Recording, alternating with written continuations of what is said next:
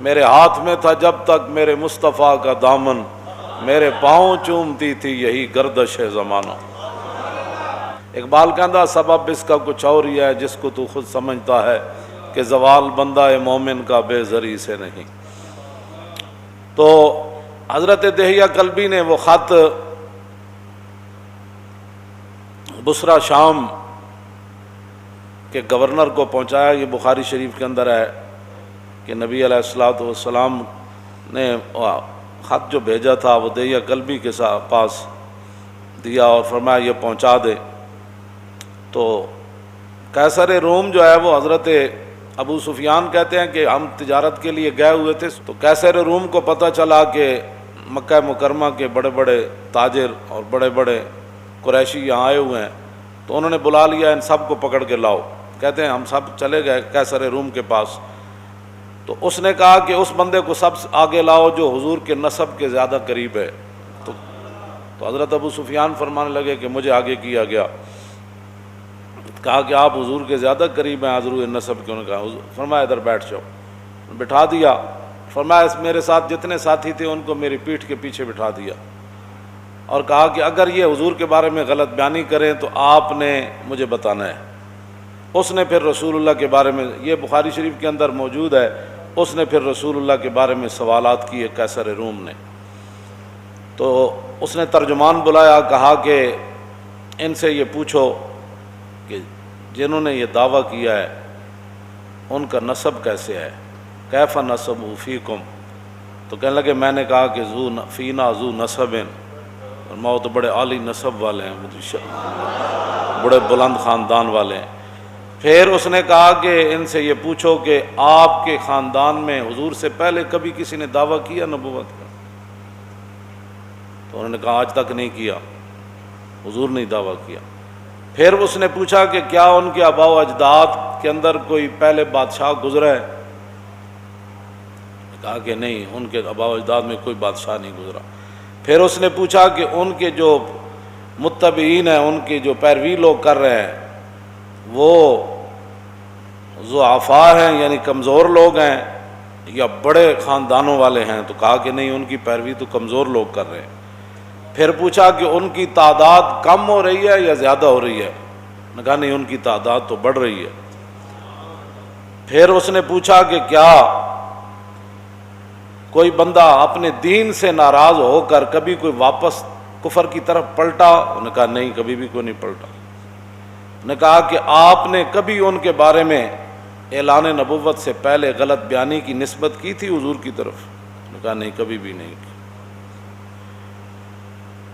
ابو سفیان کہتے ہیں میں ایک بات اپنی طرف سے داخل کر سکا کہ صلح حدیبیہ کا معاہدہ ہو چکا ہے، اب دیکھتے ہیں حضور وعدے کی پاسداری کرتے ہیں یا نہیں۔ کہتے ہیں سوائے اس کے میں حضور کے بارے میں وہاں کوئی بات نہیں کر سکتا۔ یہ رسول اللہ کا مقام اور شان ہے، اور اگر آج کوئی ان کے بارے میں بات کرے تو قیصر روم کے سامنے جنہوں نے نہیں مانا، وہی تو فتح مکہ والے دن مسلمان ہوئے نا حضرت ابو سفیان، لیکن ایسے پھر مسلمان ہوئے کہ جاتے ہوئے پھر وہاں حضور غزوہ حنین کے لیے گئے تو ایک آنکھ وہاں دے دی اور دوسری آنکھ جنگ یرموک میں دے دی، تو پھر قیامت تک کو کتا ان کو بھونک نہیں سکتا۔ اور جنگ یرموک میں جب حضرت ابو سفیان نے بات کی تھی نا، سب صحابہ نے کہا کہ حالات اس طرح کے ہیں، تو ہر ایک نے خطبہ دیا، تو حضرت ابو سفیان کہنے لگے اہل اسلام حضر ما ترون، یہ منظر دیکھ رہے ہو ہم کتنے ہیں اور وہ کتنے ہیں، ان کا جنگی ساز و سامان کتنا ہے اور ہمارا کتنا ہے، ہم وطن سے کتنے دور ہیں، ہم ان کے وطن میں لڑنے کے لیے آئے ہیں۔ جب یہ باتیں کی تو صحابہ ظاہر موجود تھے سارے بڑے بڑے، تو فرمایا پریشان ہونے والی بات نہیں، فہذا رسول اللہ، فرمایا حضور بھی جنگ یرموک میں حضور بھی جلوہ گر ہیں، فہذا رسول اللہ۔ تو وہاں آپ کی دوسری آنکھ بھی چلی گئی، تو کسی کو کیا پہنچتا، آپ کوئی بچپن کی باتیں شروع کر دے کہ میں ایسے ہوتا تھا تو پھر میں ایسے ہوتا تھا، تو بعد میں الاسلام یہدم ما کان قبلہ، اسلام کا یہی تو کمال ہے کہ اسلام سے پہلے جتنی باتیں ہوتی ہیں جب کلمہ پڑھ لیتا ہے وہ باتیں ساری ختم ہو جاتی ہیں، بات ختم ہے، وہ تو اسلام کی خاطر نابینا ہو گئے، اور پاکستان کے روڈوں پر کوئی کتا ان کو بھونکتا ہے تو وہ تو اپنے آپ کو بھونکتا ہے، اس کا کیا تعلق ہے صحابہ سے؟ صحابہ تو جن خاکوں سے گزرے وہ خاک بھی افضل اور اعلی ہے۔ کتنی صداقت ہے۔ فرمایا میں حضور کے بارے میں کوئی بات نہیں کر سکا، صرف ایک بات کر سکا کہ حضور نے کبھی بھی ایسی بات نہیں کی، لیکن اب دیکھتے ہیں کہ رسول اللہ صلی اللہ تعالیٰ علیہ وآلہ وبارک وسلم جو ہے وہ کیا کرتے ہیں، اب نہیں پتہ۔ تو کہا کہ آپ یہ بتائیں کہ آپ کی ان کے ساتھ جنگ ہوتی رہتی ہے؟ انہوں نے کہا جی بالکل ہوتی رہتی ہے۔ انہوں نے کہا کہ وہ جنگ کا نتیجہ کیا ہوتا ہے؟ کہا کہ الحرب سجال، جنگ تو ایک ڈول ہے، جس طرح پانی بھرنے کے لیے بندہ کنویں میں پھینکتا ہے تو ڈول، تو کبھی ایک آدمی پانی ڈول سے نکال لیتا ہے، کبھی دوسرا۔ مطلب یہ تھا کہ کبھی ہم جیت جاتے ہیں کبھی وہ جیت جاتے ہیں۔ یہ اس نے پھر پوچھا کہ وہ آپ کو حکم کیا دیتے ہیں، کس بات کا؟ انہوں نے کہا کہ قلت یقول اعبدوا اللہ وحدہ ولا تشرکوا بہ شیئا واترکوا ما یقول آباؤکم ویامرنا بالصلاۃ والصدق والعفاف والصلہ۔ انہوں نے کہا کہ وہ ہمیں حکم دیتے ہیں کہ جناب اللہ کی عبادت کرو، اور جن پر اب تمہارے آبا و اجداد تھے بتوں کی پوجا کرتے تھے وہ سارے معاملات چھوڑو، اور حضور ہمیں نماز کا حکم دیتے ہیں، سچائی کا حکم دیتے ہیں، پاک دامنی کا حکم دیتے ہیں، اور رسول اللہ صلہ رحمی کا حکم دیتے ہیں۔ کہا کہ حضور یہ ہمیں حکم دیتے ہیں۔ اب 11 سوالات کیے اور ان میں سے جواب نہ ہو کہ پھر وہ اس کو ویسے ہیراکل پڑھتے ہیں، ہیراکل یا ہیرکل پڑھتے ہیں، ویسے لوگ ہیرکل کہتے ہیں، ہیرکل یا ہیراکل دونوں طرح۔ انہوں نے بخاری شریف کے اندر بھی اس کا ضبط دیا ہوا ہے کہ اس لفظ کو کیسے پڑھنا ہے، لیکن بخاری اردو بھی کی ہو نا گھر میں تو اس کو سمجھنے کے لیے پہلے 16 سال پڑھنا پڑتا ہے۔ ہاں اے مت کوئی سمجھے کہ جناب گھر اردو دی بخاری پئی ہوئے تو بندے نو بخاری سمجھ آ جائے، ہاں جی پھر تے گل مک جاندی، پھر تو ہر بندہ استاد العلماء تے شیخ الحدیث تے جناب شیخ الکل تے جناب خطیب پاکستان تے فخر ہندوستان بن جائے گا۔ ہاں جی گھر کتاباں ساریاں پئی نہیں ہوندیاں، پھر سویرے تسی منڈیاں نو کیوں سکول بھیج دیو،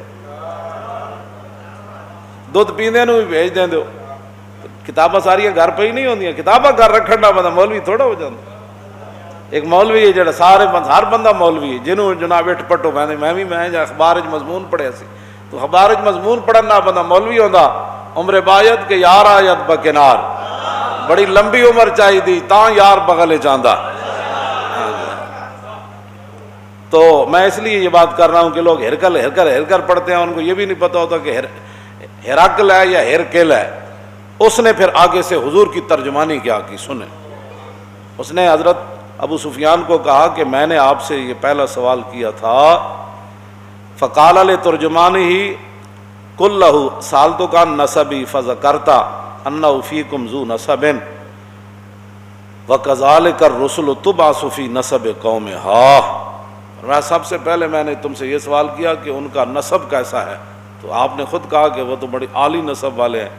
کیسر روم کہنے لگا کہ یہی تو نبیوں اور رسولوں کی شان ہوتی ہے، یہی تو نبیوں کی شان ہوتی ہے کہ وہ اعلیٰ نسب ہوتے ہیں۔ اس پر میں کوئی دائیں بائیں نہیں جانا چاہتا، یہ بات رہ جائے گی، لیکن آپ خود سمجھ لیں کہ جو حضور کے مقابلے میں باتیں کرتے ہیں ان کی اپنی حیثیت کیا ہوتی ہے، وہ کون ہوتے ہیں۔ دوسرا کہتے ہیں میں نے سوال کیا کہ آپ کی قوم میں کبھی کسی نے یہ بات کی ہے، تو آپ نے کہا نہیں کی۔ تو کہتے ہیں ان پر الزام تو آپ تب لگاتے، پہلے یہ ریت چلی آتی کوئی یہ بندہ کرتا ہے میں نبی ہوں، کوئی یہ کرتا ہے، جب آج تک کسی نے بات نہیں کی تو پھر نبی برحق یہی ہے۔ پھر میں نے تم سے یہ سوال کیا کہ کیا ان کے آبا و اجداد میں سے کوئی بادشاہ ہوا ہے، تو تم نے کہا کوئی نہیں۔ تو اگر کوئی نہیں تو پھر تو نبی برحق ہے۔ اگر ان کے آبا و اجداد میں کوئی بادشاہ ہوتا تو ہم یہ سوچتے کہ وہ اپنے باپ اور دادا کی بادشاہی واپس لینے کے لیے دعویٰ کر رہے ہیں، جب ہوا ہی کوئی نہیں تو پھر آپ کو کیا مسئلہ ہے، آپ کیوں نہیں کلمہ پڑھتے ہو، کیوں نہیں پڑھتے آپ کلمہ؟ پھر میں نے آپ سے یہ سوال کیا کہ کیا آپ نے اعلان نبوت سے پہلے کبھی کوئی غلط بیانی کی نسبت حضور کی طرف کی، تو آپ نے کہا نہیں۔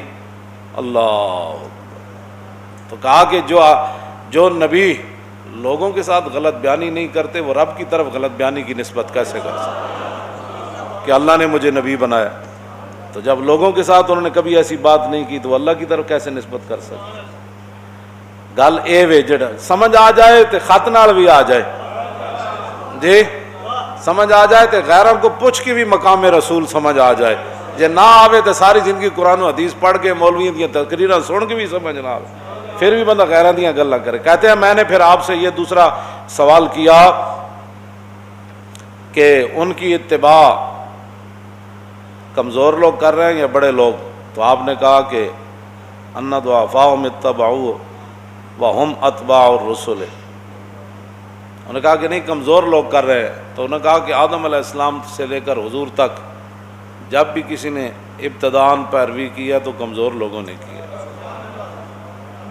بلکہ یہ تو تانا دیا قوم نوح نے بعد الراج کہ تواڈے غریب تے پست لوگ تواڈی اتباع کر دین، اسی پیسے والے انہاں غریباں نال کیویں بیٹھیے؟ قیصر روم کیوں جی گفتگو کی تھی؟ کہتا میں تیرے کو اے پوچھا تسی اے جواب دیتا، پھر اے پوچھا، پھر نبی ہوندے ہی ہو جائے. پھر تو کیا انہیں کدی بھی غلط بیانی، انہوں نے کہا نبی کدی بھی غلط بیانیاں نہیں کرتے. پھر کردیا انہوں نے کہا میں تیرے کو پوچھا کہ اج تک کوئی دین نو چھڈیا؟ انہوں نے کہا نہیں. انہوں نے کہا دین ہوندا ہی ہوے جڑا داخل ہو جائے کدی باہر نہیں نکلدا ہوندا. پھر تو میں پوچھا تیرے کو کدی کوئی دین نو چھوڑ کے حضور نو گیا؟ میں کہا ہوتے تو پتھر بن کے بھی کہندے سن حضور حکم تو دیو، ہوتے تو کھجوراں کھا کے بھی کہندے سن حضور حکم تو دیو، گھوڑے سمندر جی سٹ دیاں. آخر تے پتہ کی ایسی قیصر روم نے اتنے تے انگوٹھے چومن تے جھگڑے نا. اور کہنے لگا اے جو کچھ میں تہاڈے کول پوچھیا نا تے اے یاد رکھو، اے میں جتھے بیٹھا فسا یملکو موضع قدمیا ہاتین، اے میں جس سلطنت تے بیٹھا نا آج سپر پاور دا بادشاہ، اے یاد رکھو ابو سفیان ایک وقت آئے گا محمد عربی دے غلام سلطنت تے قبضہ کر لین گے. جتھے میں بیٹھا اس جگہ بھی حضور دے غلاماں نے قبضہ کر لینا. اگر گل اے وے جڑی تو دس رہا تے انہاں دے غلاماں نے قبضہ کر لینا، پھر صحابہ قیصر روم دے دروازے تے گھوڑے نہیں جا بدے. اے انہیں کہ اگلی گل بڑی عجیب ہے، انہیں کہا لو کنت عندہ لغسلت عن قدمے. اے گل پڑھ کے بندہ مست ہو جاندا، کہندا میں جے حضور کول ہوندا نا تے میں حضور دے پاؤں مبارک دھو کے پینے سن.